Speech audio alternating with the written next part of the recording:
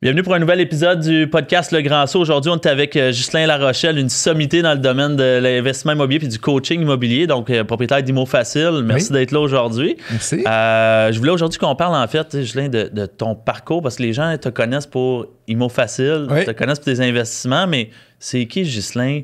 Qu'est-ce qu'il faisait avant de faire de l'immobilier? Tu veux que je commence quand je suis né, à 4h45 un mardi soir, ou un petit peu plus tard? Un petit peu plus tard. Je veux vraiment que tu partes, mettons, du moment où tu as commencé à bâtir un peu ton bagage, peut-être en partant de l'école. Excellent. Fait que je te laisse. Fait que j'ai un cégep à Lévis-Lauzon en technique en électrodynamique.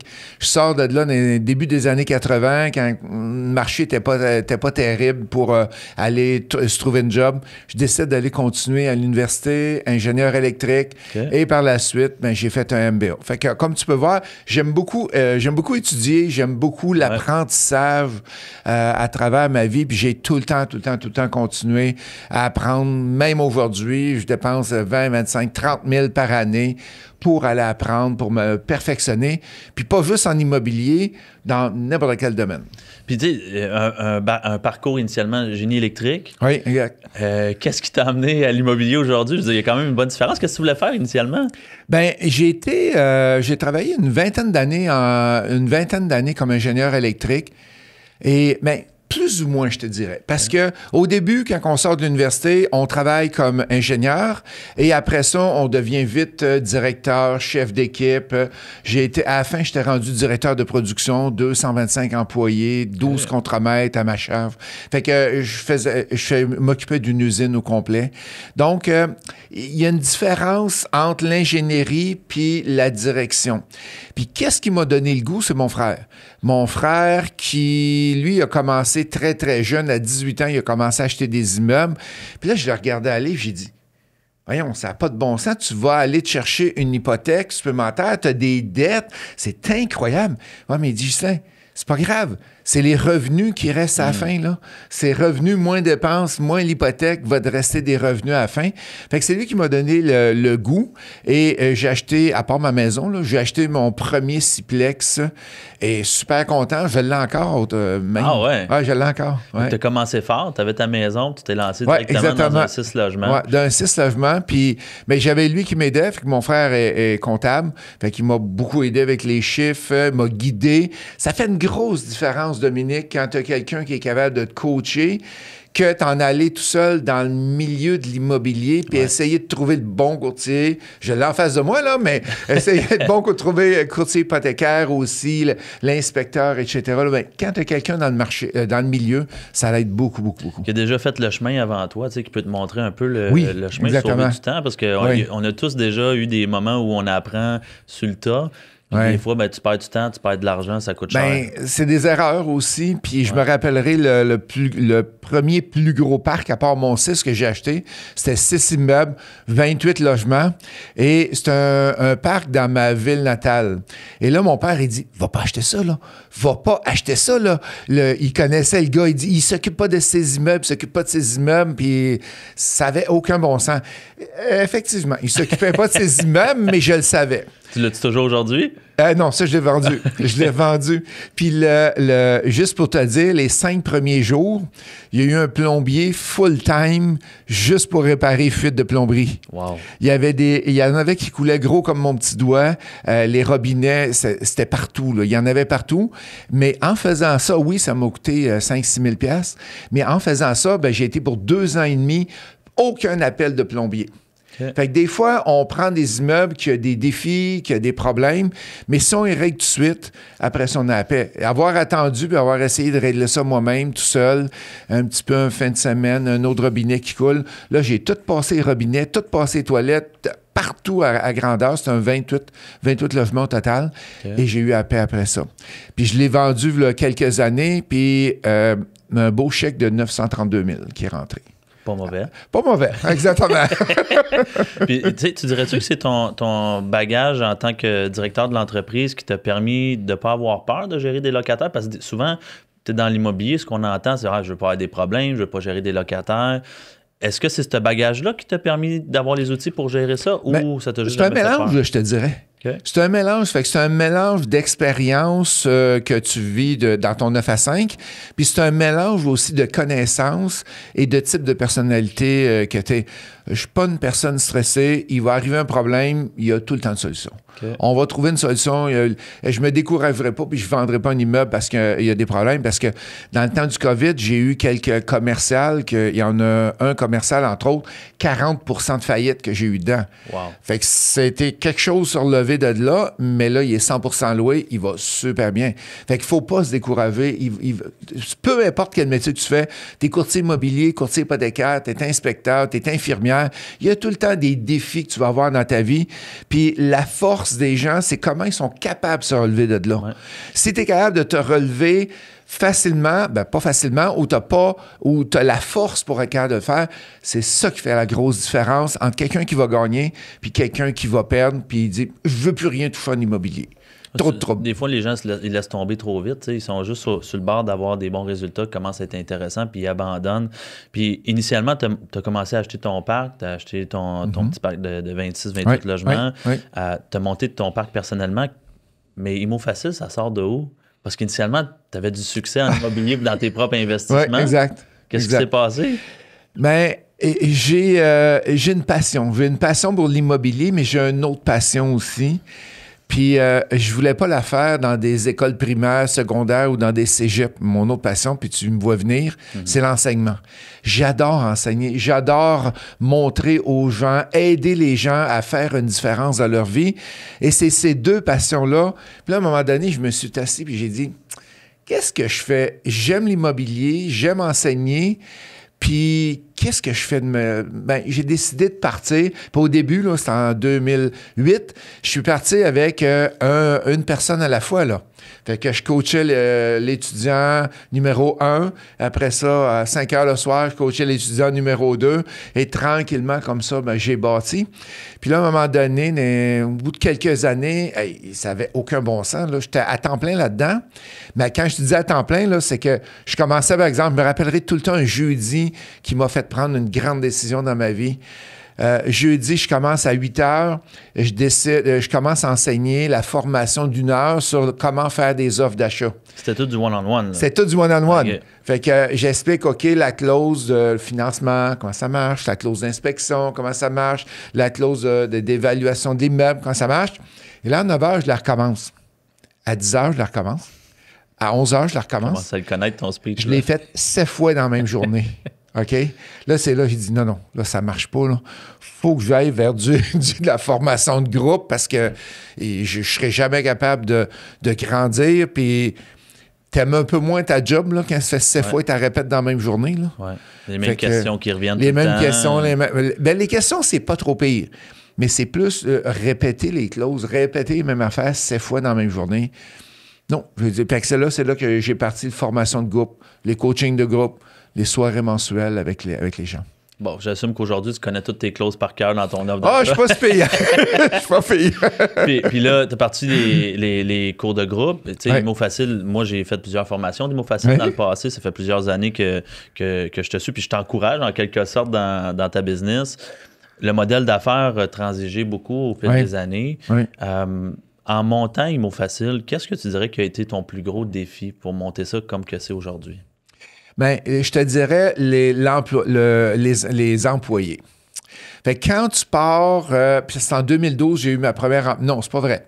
OK, il ne faut pas que je l'oublie, ma conjointe. OK, en 2008, j'avais ma... Elle t'écoute, là. Oui, c'est ça, mais écoute, en 2008, quand j'ai parti, j'avais ma conjointe qui m'a aidé à préparer mes conférences, à préparer la comptabilité, faire la comptabilité, etc., etc.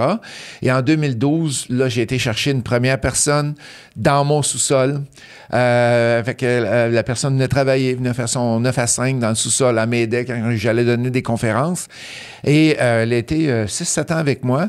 Et après ça... Dans le sous-sol? Dans le sous-sol. Elle t'a suivi longtemps? Ah oui, elle m'a suivi longtemps. Ah non, on a terminé la dernière année, on était dans un logement. Mais j'ai monté jusqu'à 5 employés dans le sous-sol. Okay. Puis là, j'ai dit, hey, ça n'a plus de bon sens, là. Le midi, ça, c'est des défis que les entrepreneurs vivent, là. Fait que là, est-ce que tu t'en vas en appartement, pas en appartement, mais dans le local de suite, ou tu t'en vas dans ta maison, dans ton sol? Fait que là, rendu à 5, là, 5 autour de la table à dîner, il fallait tout le temps que la maison soit spick and span parce que On prenait la pause dans la cuisine, les salles de bain, la salon. Il fallait que tout le temps, ça soit propre. Et à un moment donné, tu as tout le temps du monde étranger dans ta maison. Fait que on a pris la décision de s'en aller dans un immeuble et il y a une décision. Pourquoi j'ai pris la décision? Un, oui, les employés, mais l'autre aussi, je rencontre des clients. Et il n'y a pas beaucoup de virtuel dans le temps, OK? Il n'y avait pas beaucoup de virtuel. Fait que je me rendais au Tim Hortons, je te dirais au moins 5 à 6 fois par jour. Okay. Fait que je me rendais au Tim, je faisais une rencontre, puis là, quand il y avait une heure avant l'autre, je me retournais à la maison, je revenais au Tim, je me retournais à la maison, je me revenais au Tim.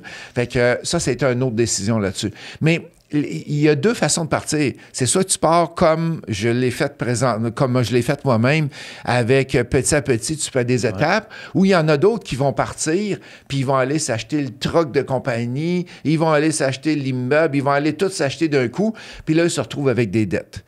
Moi, j'aime mieux partir petit, pas de dette, et tranquillement, quand l'entreprise a des revenus, quand l'entreprise a des profits, là, tu vas te louer un local. Après ça, le local n'a pas été assez grand. On a agrandi, etc., etc. Fait que c'est tout le temps plus safe pour toi-même et safe pour les banques aussi. Ouais.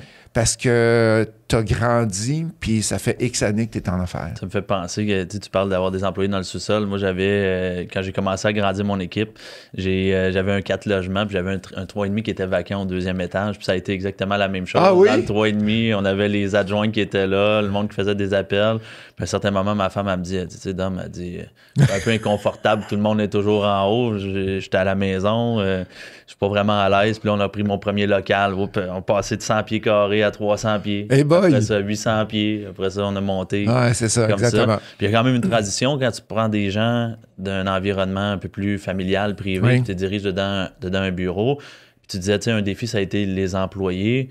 Ça a été quoi le défi de les gérer, de leur donner une structure? C'était quoi qui était pour toi le plus gros défi avec les gens? Et je te dirais que c'est la sélection.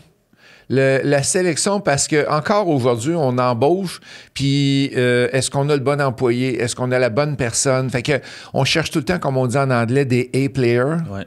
On veut pas des B, des C, des D, mais ces gens-là, ben souvent, c'est quand t'es dans la réalité. Il y en a qui sont super bons en entrevue, et hey, c'est un show de boucan qu'ils nous font.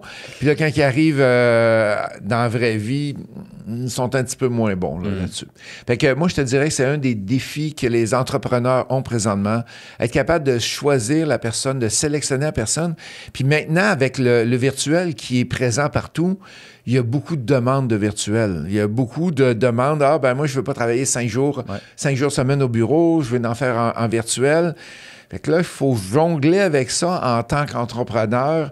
Tu permets-tu 100%? Tu permets-tu 0%? Qu'est-ce que tu fais exactement? Est-ce que tu y crois, justement, productivité à distance? Je sais que maintenant, tes bureaux sont rendus à distance. Nous autres, on vient de vendre, je viens de vendre justement mes bureaux et tout est à distance. Et oui, j'y crois. Quand il y a des plans, quand il y a des objectifs, quand il y a des targets très précis. Fait que la technicienne comptable, c'est facile. Ben, il faut que tu fasses ton impôt. Pas l'impôt, je veux dire la comptabilité avant la fin du mois. Tu n'as pas le choix. Fait que ça, c'est facile. Le gars de marketing, on a des lancements, il faut qu'il le fasse avant. Fait que oui, puis de notre côté, on a beaucoup de flexibilité. Tu peux travailler n'importe où dans le monde, travailler avec nous autres. Et tu as aussi l'avantage t'aimes mieux, comme ma fille, elle n'aime pas travailler le matin. Elle n'aime pas travailler le matin, elle commence à 11 h, mais elle finit à 8, 9, 10 h le soir. Fait que c'est dans le marketing, j'imagine. Dans le marketing, exactement. Comme le marketing, c'est toujours comme ça. C'est ça. Fait qu'il travaille le soir. Là, mais maintenant, elle a quitté l'entreprise, mais elle, faut qu'elle travaille à 10, 11 heures, puis après ça, elle travaille jusque tard dans le soir. Puis là, tu sais, ImoFacil, il y a eu une progression assez énorme. Au début, c'était toi, des one-on-one, puis là, on passe en cours de groupe. Donc, j'imagine une nouvelle logistique, des nouveaux revenus aussi. Des nouveaux revenus, puis des nouveaux coachs aussi. Ouais. Fait que là, il faut trouver des gens qui sont capables de prendre ton message. Puis dans n'importe quelle entreprise, c'est la même chose, là. Faut que le message du boss, de l'entrepreneur qui est là, qui est le visionnaire, soit capable d'avoir le même niveau de qualité, le même niveau de suivi, le même niveau d'engagement que le propriétaire. Et j'ai été chanceux, j'ai eu des coachs incroyables. Et j'ai des coachs encore incroyables avec moi, là, c'est C'est comme c'était des petits Ghislains. Là. C'est des ambassadeurs. C'est très bon mot. Hein? C'est des ambassadeurs. Ils sont là pour représenter la marque, représenter Mot Facile. Ils sont là pour représenter l'entreprise. Puis ils ont autant à cœur que moi d'aider les gens. Ils ont autant à cœur que moi du succès des gens, puis on veut que les gens réussissent. C'est un des buts du Mot Facile, de faire que les gens deviennent indépendants financièrement grâce à l'immobilier, mais je pense que là, tu as apporté le concept un petit peu plus loin. Exact. D'apporter les gens à une liberté financière indépendamment de quel médium on utilise. Donc, parle-moi un petit peu de ça. On en parlait en dehors des caméras. Tu disais, là, tu avais une nouvelle approche. Oui, exactement. Fait que j'ai comme eu 3 changements stratégiques dans ma vie de business, d'entreprise. Puis vous allez en avoir, vous autres aussi, qui vous lancer en affaires.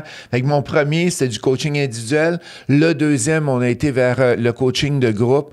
Et là, maintenant, la stratégie qu'on a changée, et c'est en 2024 qu'on a fait ça, au lieu d'aller enseigner l'immobilier actif, comment faire un offre d'achat, comment faire toutes les étapes on va dire, d'investisseurs immobiliers, maintenant, on enseigne aux gens comment devenir libre financièrement grâce à l'immobilier. Puis la première étape qu'on fait, c'est qu'on n'amène pas le gars sur le terrain puis il dit « OK, regarde, il y a un beau duplex, il faut aller l'acheter. » Non, on va regarder. En anglais, on dit « get your shit together ». Ouais. OK? Ça veut dire quoi dans le bon français? Le back-end, est-tu correct? Exactement, tu l'as bien... Fait que, est-ce que tu as des codes de crédit qui sont corrects? Est-ce que ton équité est disponible sur ta maison? Est-ce que tu as des dettes de crédit? Est-ce que tu as des dettes que tu sais même pas?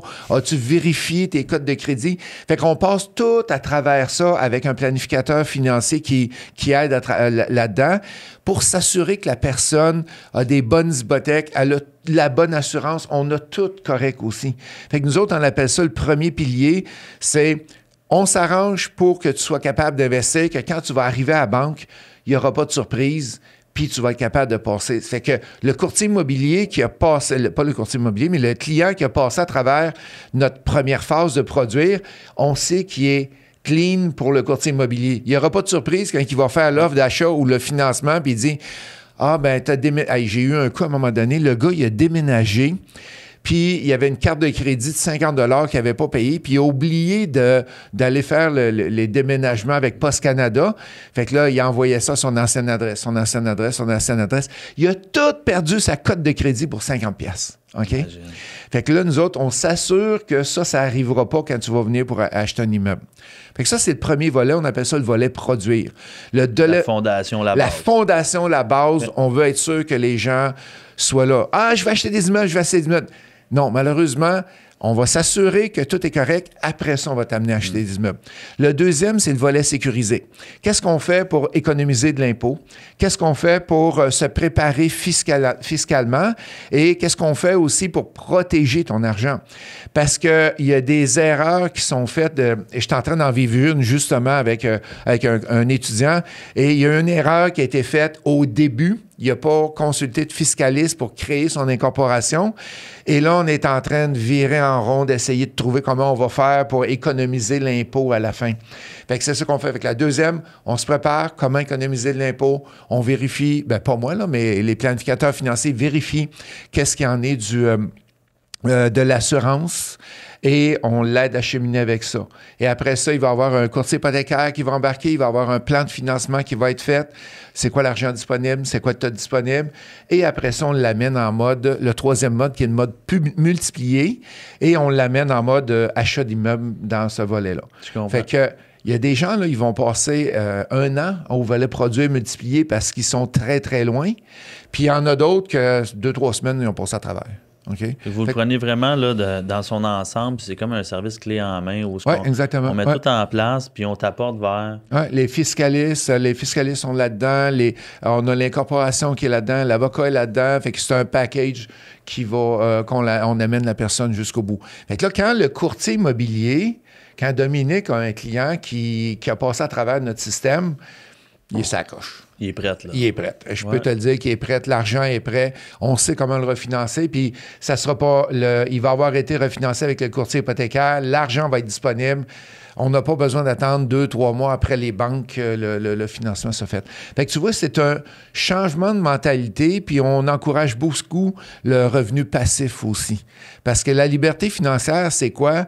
C'est quand tu as des dépenses, quand tu as des revenus qui sont plus élevés que tes dépenses. Fait que quand tu as un revenu passif qui est plus élevé que tes dépenses, c'est là que tu es libre financièrement. Fait que il faut que tu aies des revenus passifs. Si tu fais juste du flip, de l'achat-revente, tu n'as pas de revenu passif. Fait qu'on encourage le revenu passif pour être capable d'aller bâtir sa liberté financière. Je suis content que tu parles de ça, puis on va démystifier tantôt quelques, je vais dire, mythes en immobilier. Oui. Je veux vraiment qu'on ait un peu dans le vif de tout ça, parce qu'il y a tellement de gourous maintenant. On voit toutes sortes de coachs, de gourous. Moi, j'en vois toutes les soeurs. Prends-toi 3-4 marges de crédit. Ah ouais, let's go, on ajoute avec ça. Puis c'est juste axé sur, augmente ton nombre de portes sans... C'est comme un peu faire un château de cartes, mais à l'envers. On s'en va, on se met des dettes jusque-là.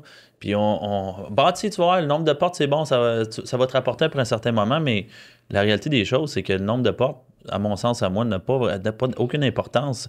C'est une certaine corrélation, mais... Ce qui est important, c'est combien il reste dans tes poches à la fin, à la fin du mois, tu sais. Ouais. Après tes dépenses, après tout. Puis c'est là-dessus que tu peux bâtir. Si jamais tu as bien des portes, mais qu'il ne te reste rien, il suffit d'un intempérie puis tu perds tout. Exactement. Puis il faut que tu aies un salaire ou quelque chose à l'extérieur qui permet d'avoir cet argent-là. Puis nous autres, il faut que, quand on va l'envoyer sur le volet multiplié, il faut que la personne, il reste de l'argent à la fin du mois. S'il reste 0, on ne l'amène pas à acheter un immeuble. Il faut qu'il trouve des solutions à travers ses économies, à travers sa production pour avoir de l'argent qui reste. Parce que et puis il va tout le temps en arriver, Dominique, des défis en immobilier, il va avoir des dégâts d'eau, il va avoir n'importe quoi qui peut arriver. Mais il faut que tu sois capable de le pallier et pas être obligé d'aller vendre ton immeuble parce que tu es pris avec ça. Puis cette semaine, je n'ai eu un qui m'a appelé, il dit j'ai un immeuble à vendre, c'est un 80 portes. Puis il dit ils sont en train de le construire, ils finissent, là, il reste quelques mois à construire. Il dit ils ont manqué d'argent. Ils ont carrément manqué d'argent, puis ils sont rendus au bout, puis il n'y a plus personne qui veut leur prêter. Fait que là c'est là qu'il faut que tu ailles donner des actions, il faut que tu ailles vendre ton immeuble pour être capable de y arriver. Puis pour être capable de multiplier comme ça, c'est quoi les premières étapes pour un débutant investisseur? C'est quoi tu dirais que ce serait son premier move d'investissement pour être capable de passer au deuxième investissement, le troisième, le quatrième? Après que la personne est préparée, le premier move, c'est quoi? C'est de déterminer qu'est-ce qu'il veut. OK? Il y a des gens qui disent « Ah, moi, je veux investir à grandeur du Québec. Peu importe où, je veux un deal. » Mais tu sais bien, quand toi puis moi... C'est quoi un deal? C'est quoi un deal? Parce que je vais t'amener un deal à Rosemont, je vais t'amener un deal à Saint-Gabriel-de-Brandon ou à Chibougamau. Tu ne seras jamais capable de dire que c'est un deal parce que tu ne connais pas le marché. Fait qu'il faut que tu trouves un courtier avec qui travailler qui va dire, OK, dans quelle région tu veux travailler? OK, je veux travailler dans la ville de Montréal, dans Rosemont. Parfait. On va devenir un spécialiste de la ville de Montréal et pas de la ville de Montréal, de Rosemont, et tu vas apprendre c'est quoi les valeurs des immeubles-là. Fait que la première chose, c'est qu'est-ce que tu veux faire? C'est quoi ton objectif? Et la deuxième chose, il faut déterminer le type d'immeuble. Fait que, est-ce que tu es capable de t'acheter des duplex ou tu es capable de faire du 6, du 8, du 10? Fait que ça, c'est bien important parce que tu ne cherches pas la même affaire. On est préparé du côté financement. Fait que là, après ça, la région, après ça, le type d'immeuble, et après ça, c'est d'aller bâtir son équipe. Je travaillais avec des clients la semaine passée, puis ils cherchent des petits premiers investissements, deuxième investissement, puis ils me disent « Trouve-moi un deal. » C'est toujours la même chose. « Trouve-moi un deal. » Écoute, c'est relatif parce que tu peux me montrer 5 immeubles, puis je vais être capable de te déterminer, OK, moi, je ferais ça avec celui-là, voici comment je m'enlirai avec lui. Mais je pense qu'un deal, ça dépend de l'œil qui le regarde. Exact. Puis à quel point l'investisseur est créatif, parce qu'il y a des gens qui prennent des citrons qui tournent ça en limonade. J'ai acheté un immeuble, je te donne un exemple, à Trois-Rivières. C'était un 15 logements, ça faisait 3 ans et demi qu'il était à vendre. Un immeuble problématique, il y avait des junkies dans le sous-sol, puis créer un dealer de crack au rez-de-chaussée. Vraiment pas un bel immeuble. J'achète l'immeuble 455 000. Ça, j'ai acheté ça il y a 2 ans et demi. Tabarouette, OK. Pas pour rien s'il était pas cher. Il y avait besoin. Et dans le vieux Trois-Rivières où ce que. Ouais. Sainte-Cécile. Ouais, c'est ça. C'était sur la Violette. Ça donne une bonne idée. Bon. C'est le ghetto, là. Un immeuble en face a passé au feu hier. Là, j'achète ça 2 ans et demi plus tard. Là, on a fait un ménage de clientèle, rénové. Ça fait 3 ans qu'il était à vendre. Il était accessible à tout le monde. Il n'y a personne qui l'a vu.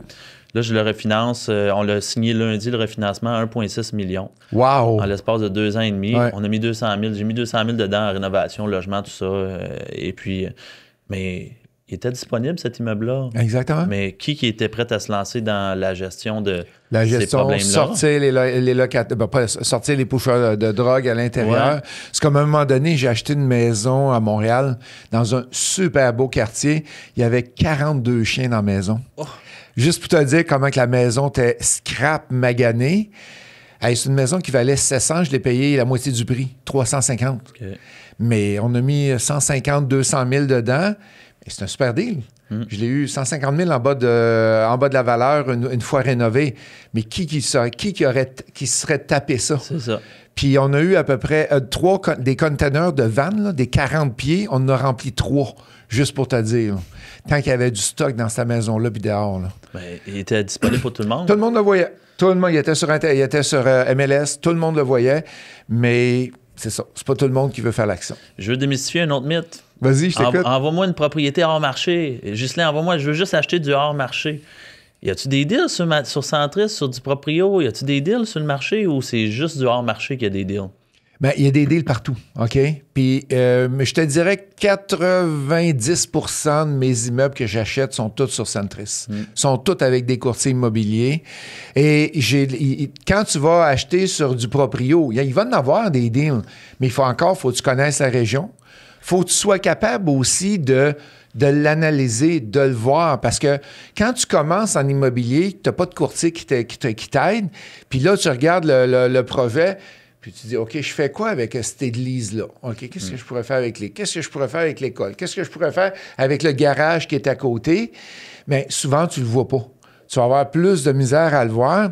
Puis j'ai vu parce que quand je passe à travers souvent les bilans financiers des étudiants qui sont avec nous autres en coaching, t'as acheté sa maison-là, ce prix-là. Elle dit oui, j'ai payé ben trop cher. Il dit, mais comment ça?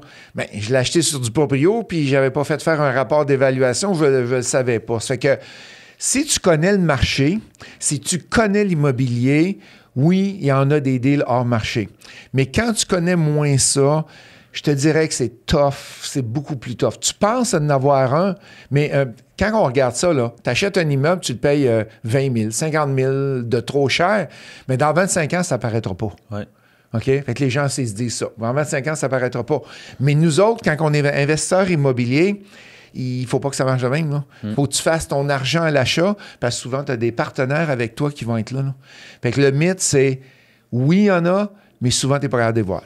Tu sais, moi, par expérience, je suis courtier, tu es courtier aussi, mais souvent, les propriétés que j'ai hors marché, c'est des vendeurs qui sont pas tant motivés, qui me disent, si tu m'emmènes un offre à temps, je suis vendeur, mais je veux pas le mettre en ligne. Mais ils veulent pas parce qu'ils savent que c'est un peu déraisonnable. C'est ça. J'ai d'autres clients où c'est arrivé, oui, ils ont eu un ami qui leur a vendu un immeuble hors marché, des trucs comme ça, mais la réalité des choses, c'est que même moi, mes achats, majorité, j'ai trouvé sur Centris ou du proprio, un qui n'était pas sur le marché, mais c'est même pas lui qui a été mon meilleur investissement. Fait que je pense que ce mythe-là il est à démystifier, mais il y en a un autre qu'il faut qu'on attaque aujourd'hui, c'est celui du nombre de portes. Oh boy, OK, vas-y. Combien de fois on entend « Hey, Justin, t'as combien de portes? Hey, Puis moi, la seule chose qui me passe dans la tête, c'est « Mais ça veut absolument rien dire. » Exactement. Tu peux avoir un parc de 1000 portes, puis j'ai 5% de ce parc-là. Ouais. Tout comme tu peux avoir un parc de 1000 portes qui est 100% à toi, mais qui est endetté au maximum. Exactement. Qu'est-ce que toi, tu as à dire là-dessus sur le nombre de portes? Le nombre de portes, il y a une chose qu'il faut tenir compte, c'est le type d'immeuble dans ton nombre de portes. OK? Hier, j'étais en réseautage, je rencontre quelqu'un que je connais depuis un certain temps et je lui pose la question, je sais dans quel type de provoquer, il est dans du condo, il est dans de l'appartement haut de gamme à Montréal. OK? Fait que juste pour le fun, tu en as combien? Il dit, je n'ai 30. Il dit, puis je vis très bien. Il dit, OK, donne-moi donc un peu les revenus que tu as avec les chambres, les appartements. Il dit, ben durant l'été, je loue à peu près à 2000, 2500 la nuit par porte. Wow. OK? Fait que ce gars-là, là, il a 30 portes, mais il vaut plus qu'un gars qui en a 700-800. Là. Ouais. Parce qu'il a 30 portes, parce qu'il a été vers une niche. On va prendre un autre exemple. On va prendre un gars qui a 10 chalets locatifs. OK? J'en ai un dans mon réseau qui a 12 chalets locatifs exactement. Mais le chalet locatif rapporte de 2 à 3, 4 fois plus qu'un multilogement. Fait que là, c'est beaucoup plus payant. Fait qu'il y a combien de portes? Ah, j'en ai 12. OK? Mais il est beaucoup plus payant que le gars qui en a probablement 100 portes. Exactement. Dessus. Fait que la nuance qu'il faut faire là-dedans, c'est, tu l'as très bien dit, c'est pas le nombre de portes qui est important, c'est qu'est-ce qui reste à la fin dans tes poches que tu as. Oui, puis tu sais, ça vient avec aussi, comme tu disais, le type d'investissement. Tu es dans du long terme, dans du court terme, tu es dans du commercial, résidentiel, industriel, peu importe. Je pense qu'il y a de l'argent à faire dans n'importe quel des domaines. C'est de trouver la niche avec laquelle toi, tu es confortable, puis de la développer, puis de la maximiser. J'ai rencontré des clients. Moi, personnellement, j'ai juste un immeuble commercial de 12 locaux commerciaux. OK. Puis, tu sais, j'ai mon parc, mais mettons résidentiel. Puis, ma première expérience avec le commercial, ça a été mon 12 locaux commerciaux où j'ai mes bureaux. J'ai détesté mon expérience. Parce que je le faisais pas comme il faut. OK. Parce qu'il me manquait. J'aurais aimé avoir accès à un cours comme que tu donnes pour me former sur, bon, le commercial. Même si je suis courtier immobilier, j'étais courtier résidentiel initialement, pas commercial. Oui, c'est ça. Deux choses complètement différentes. Oui, puis c'est pas les mêmes clients, hein? Non, puis c'est pas les mêmes beaux. Exactement, exactement. Puis moi, j'en rencontre des clients qui ont des parcs commerciaux, qui ont acheté il y a plusieurs années, qui gèrent ça comme du résidentiel. Puis à un certain moment, j'ai rencontré un client qui a énormément de commercial puis qui gère ça comme une business professionnelle. Puis la façon dont il négociait ses baux avec ses dépenses d'opération, avec son loyer de base et tout ça, j'ai dit, OK, là, je viens de catcher la game commerciale. C'est un autre game. Et là, j'aime ça. Okay. Mais si tu n'as pas l'information, tu ne peux pas prendre des bonnes décisions. As-tu, toi, une préférence dans le type d'investissement que tu vas faire? Bien, présentement, je te dirais que je suis dans 3 domaines, OK? Je suis dans le multilogement, je suis dans le commercial et je suis dans le chalet locatif. Okay. Et les 2 que j'adore le plus, c'est le chalet locatif et le multilogement. Okay. Pourquoi? Parce que le chalet locatif, c'est facile à louer, on n'a pas trop de difficultés à louer non plus, puis c'est hyper payant. Puis aussi, les semaines, quand il n'est pas loué durant la semaine, ben, tu peux en profiter. Tu peux aller travailler à distance. OK, j'ai pas dit ça à personne, OK? Tu disais que tu en as 3, je pense que tu peux te promener. J'en ai 3, fait que je me promène d'un à l'autre. Puis je fais du développement de terrain de chalet locatif aussi. Là. Okay. C'est que j'adore faire ça. Le commercial, j'ai eu de la difficulté, comme je disais tantôt, avec le temps du COVID. Puis j'ai décidé de me sortir de là. J'ai encore 2 centres d'achat, mais ça va très bien dans un centre d'achat. Mais j'ai décidé de me sortir de là ou de plus en racheter plutôt. Je comprends. Ouais. Puis dans les bonnes années où ça allait bien, le commercial, est-ce que c'était le fun à gérer ou ça a toujours été comme une niche un peu différente? Bien, c'est une niche, ça allait bien. Mais c'est une niche différente parce que les clients sont plus avertis, il y a plus de règles à tenir compte, il y a plus de calculs, le prix au pied carré, tu as l'électricité, il y a plein de choses à tenir compte là-dedans. Fait que si tu n'as pas une bonne équipe en arrière, tu as moins de fun. OK? Fait qu'il faut que tu aies une bonne équipe si tu connais pas ça pour être capable de faire de la gestion. Puis, j'aime mieux le multilogement. J'adore le multilogement. J'adore donner des logements. Puis, présentement, il en manque. Là. Ouais. On sait que d'ici 2030, la SCHL a sorti qu'il manquait 860 000 logements. Fait que je m'en vais vers où il y a du potentiel. Dans le commercial, il s'en construit encore, mais beaucoup moins, parce qu'il y a beaucoup plus de compagnies qui sont rendues virtuelles. Fait que je le vois descendre un peu, mais dans le multi, ça va monter. Il y a encore des besoins incroyables. Là. Puis avec les restrictions, tu sais, quand tu es dans de la construction neuve aussi, là, j'ai peut-être des projets en cours actuellement, quand vient le temps de faire une nouvelle construction, les délais d'obtention. C'est long, ça n'a aucun bon sens. Mettons, il manque 860 000 logements, ça va te prendre 1 an juste pour avoir tes autorisations pour commencer à pelleter. Je t'en attends dans 5 projets. J'ai au-dessus pas loin de 400 portes à construire. On était prêt à commencer en 2024, puis 2025, je suis même pas sûr, moi, qu'il va déconstruire. Fait qu'on est en attente. Le plus long, là, ça fait 1 an et demi qu'on attend après le permis. Là. Ça n'a pas de bon sens. Fait que je ne sais pas si le gouvernement, à un moment donné, va prendre action puis il va dire, OK, les villes, là, arrêtez de bloquer.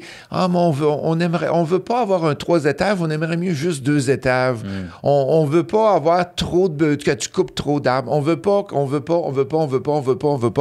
Fait que là, ça finit que c'est des plans, des démarches, puis c'est des ententes avec les villes qu'il faut faire pour être capable de faire de la construction, là. J'aimerais que tu nous contes une anecdote d'un dilemme que tu as eu avec un projet, justement, peut-être de construction ou un multilogement où tu t'es lancé dans un projet. J'ai dit, c'est ça ma vision, c'est comme ça que ça va se passer. Puis finalement, c'est pas ça du tout qui s'est passé. Y en a-tu un qui te vient en tête qui t'a marqué? Ben, il y en a un que je suis en train de travailler présentement, qu'on n'a pas solutionné. En veux-tu un qui est solutionné ou t'en veux un qui est... Les deux. Les deux? OK. Moi, je fais souvent des partenariats avec des investisseurs. Fait qu'on se met une gang ensemble, qu'on se connaît, on embarque dans des projets, fait qu'on décide de construire un 40 logements. Et en 2010, il y avait déjà eu les permis pour avoir 4 immeubles de 64 logements côte à côte. Fait qu'on construit le premier, tout va bien, et là, on est rendu prêt à faire le deuxième à côté, et c'est là que je te parlais que la ville veut pas qu'on construise le deuxième à côté. Fait que le terrain le permet, le zonage le permet, tout le permet. Vous venez d'en faire un. Fait qu'on vient d'en faire un, on est prêt à faire le deuxième, fait que là, tous les entrepreneurs ont sorti du chantier. On est en attente pour avoir le permis. Fait que ça, c'est des dilemmes. Un dilemme comme ça, tu vas en avoir parce que tu ne sais pas. Fait que quand tu veux faire de la construction, le défi, c'est le permis. Une fois que tu as le permis, ben là, tu es capable d'avancer, tu es capable de faire la construction. Fait que le financement, c'est pas... oui, c'est un défi, mais c'est pas le plus compliqué. OK? Fait que ça n'est un qu'on est en train d'essayer de résoudre. Un autre projet qui a très bien sorti finalement, c'est que j'achète à un moment donné une forêt. 168 acres que j'achète pour passer une rue à l'intérieur. Il y avait 3 lacs dans la forêt et pour être capable de faire du chalet locatif. Et ça a pris presque 1 an à avoir le permis. On a réussi à l'obtenir. Mais on l'a eu, il y a eu comment je dirais ça, du give and take en anglais, là. Fait on en a donné. On a donné, bon, ben, t'as pas le droit de passer à tel endroit, il faut que tu nous fasses 2 km de piste cyclable, il faut que tu fasses ceci. Fait que, finalement, on a réussi à avoir le permis. Mais je dirais qu'il faut être persévérant en immobilier. Si vous embarquez dans l'immobilier ou vous partez une entreprise, la première année, là, vous ne deviendrez pas multimillionnaire, là, OK? Et vous devez être patient comme entrepreneur pour être capable d'avancer parce que si tu n'es pas patient puis tu penses que get rich quick, ouais. Ben, c'est pas tout à fait ça quand tu décolles, OK? Fait que, puis moi, qu'est-ce que je conseille tout le temps? Quand tu décolles une entreprise, là, pourquoi tu ne décolles pas à temps partiel? Quand tu es capable, tu as un métier, tu es bon dans ton métier, bien, va commencer à temps partiel à en faire. Puis là, quand tu vois que la business est là, que ça va bien, bien là, après ça, tu vas aller te décoller à temps plein. À temps plein dans le métier. Puis, tu sais, pour les entrepreneurs qui nous écoutent, dans ces défis-là, quand tu as des projets, tu as des partenaires, tu as des investisseurs, tout le monde a son propre agenda, tout le monde a ses objectifs financiers et ses objectifs de réalisation pour le projet. Tu réagis comment en tant qu'entrepreneur quand tu as des gros dilemmes comme ça qui se présentent devant toi? Bien, première chose, il y a toujours une solution. Ça, j'ai tout le temps, j'ai été éduqué comme ça. Dans la vie, il y a toujours une solution. C'est peut-être pas elle que tu veux, mais tu vois la solution du 168 acres, finalement, on est plus content de qu'est-ce qui a sorti après avoir négocié, pas négocié, mais avoir discuté avec la ville que qu'est-ce qu'on avait au début. Le projet est beaucoup plus wow de qu'est-ce qu'on a fait.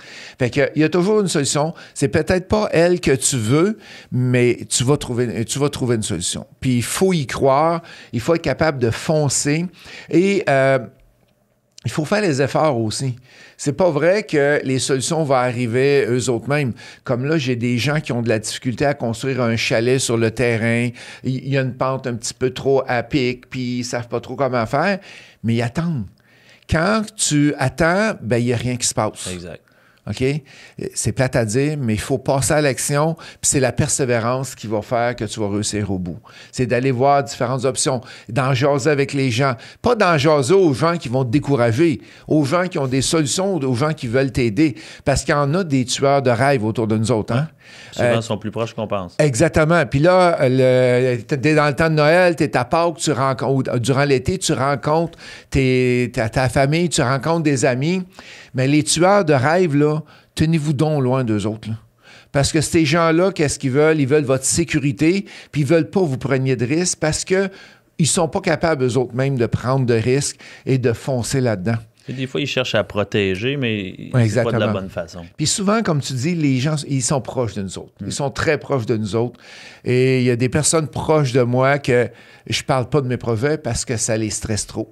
Ça va les stresser trop, puis ils n'aimeront pas ça. Fait que on parle de d'autres choses. Tu sais, puis moi, ce qui m'a marqué de ce que tu partages, c'est de passer à l'action indépendamment. Ouais. De juste, tu sais, même jamais tu veux te lancer en affaires, passe à l'action, fais-le. Si tu as un problème, tu as une solution à trouver, passe à l'action, prends une décision, puis avance dans le projet. Et ça sera peut-être pas la meilleure solution.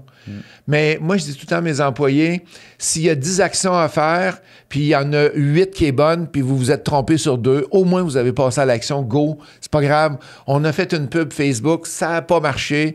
On pensait que ça allait marcher, ça n'a pas marché. C'est pas grave. On retrouve une autre solution, puis on crée. Fait qu'on n'arrête pas la créativité. Puis je veux démystifier un dernier mythe. Vas-y. Qui est celui qu'on entend aussi souvent, acheter l'immobilier avec 0 mise de fonds. Oui. J'aimerais ça le démystifier un peu pour que les gens puissent... Ça prend de l'argent quelque part. Ouais. C'est pas ton argent. Ouais. Fait que c'est quoi... démystifie, s'il te plaît, pour moi, c'est quoi acheter une propriété avec 0 mise de fonds? Mais je fais ça tout le temps, moi. Mais c'est juste que l'argent ne vient pas de moi. Exactement. Exactement. Fait que quand par exemple, tu décides d'acheter un duplex, un triplex, et tu vas voir ton banquier, puis tu lui dis « Hey, monsieur le banquier, j'aimerais ça acheter ce triplex-là. Il coûte 800 000, mais j'ai pas une scène, puis je veux pas mettre une scène dedans. Pouvez-vous me financer à 100 % » La réponse va être « Non. Ouais. Non, je ne pourrais pas te financer à 100 % » Mais il y a différentes façons d'être capable d'acheter. Quand on dit avec 0 mise de fonds, c'est 0 mise de fonds de tes poches. Ton argent. OK, de ton argent. Fait qu'hier, j'étais en train de travailler avec un étudiant sur une garantie collatérale. Fait que ça, c'est que tu mets ta maison ou la maison de tes parents en garantie pour te permettre d'avoir une hypothèque à 100 %. Fait que il y a de l'argent. Chez Desjardins. Mais chez Desjardins, tu peux faire ça. Il y a de l'argent qui est en garantie en cas des fois tu te plantes.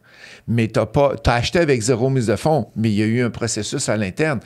Tu vas acheter avec une balance de vente. C'est que j'ai une personne en Rivière-du-Loup qui a acheté une résidence de personnes âgées avec 0 mise de fonds. C'est les vendeurs qui l'ont financé à 100 %. L'argent qu'elle avait à mettre, c'était l'argent pour l'opération du day-to-day. Fait que ça, c'est à 100 %. Fait que il y a de l'argent qui a été mis, mais c'est le vendeur qui l'a mis. Puis c'est ça qu'il faut clarifier, c'est qu'il y a de l'argent quelque part pareil. Il y a tout le temps de l'argent qui a été mis. C'est juste pas la tienne. C'est ça. Puis l'autre type de projet que je parlais tantôt, c'est avec des partenaires. Tu te mets avec 5 de tes chums. Toi, tu gères l'immeuble, mais c'est tes 5 chums qui ont mis l'argent dans le projet. Toi, ton équivalent d'argent, c'est de gérer le projet, c'est de tout faire les démarches pour faire l'acquisition. Fait que c'est un mythe que les gens disent, ça n'existe pas acheter avec 0 mise de fonds. Oui, ça existe, mais pour la personne qui a les connaissances puis qui monte le projet. Oui, puis à l'inverse, ça n'existe pas 0 mise de fonds parce qu'il y a tout le temps de l'argent. C'est juste, est-ce que c'est la tienne ou celle de quelqu'un d'autre? Exact. Puis, tu parlais tantôt de... Maintenant, tu commences à éduquer aussi tes élèves sur le Infinite Banking, comme quoi que ils peuvent utiliser l'argent des assurances pour le réinvestir ou faire du prêt privé ou autre. C'est d'être créatif avec ton approche pour avoir des résultats qui sont différents des autres. Si tu avais un conseil pour un entrepreneur qui veut se lancer à l'eau en 2025, ça serait quoi que tu lui recommanderais? De foncer, de passer à l'action. De se préparer, passer à l'action, mais pas aller se garrocher, excuse le terme, là, mais aller se tirer en bas de la falaise puis dire « OK, je me lance, puis je prépare rien ».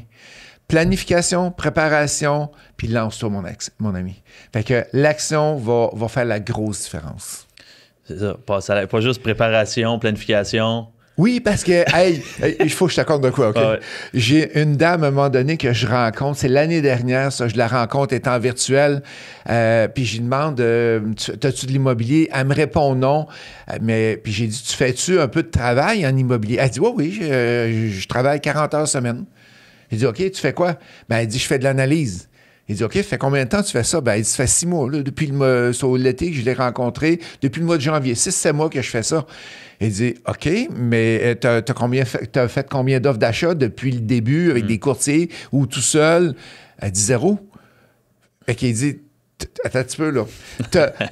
Tu fais 6 mois. 40 heures semaine. 40 heures semaine, 6 mois, tu as fait 0 offre. Elle dit, oui, j'ai trop peur.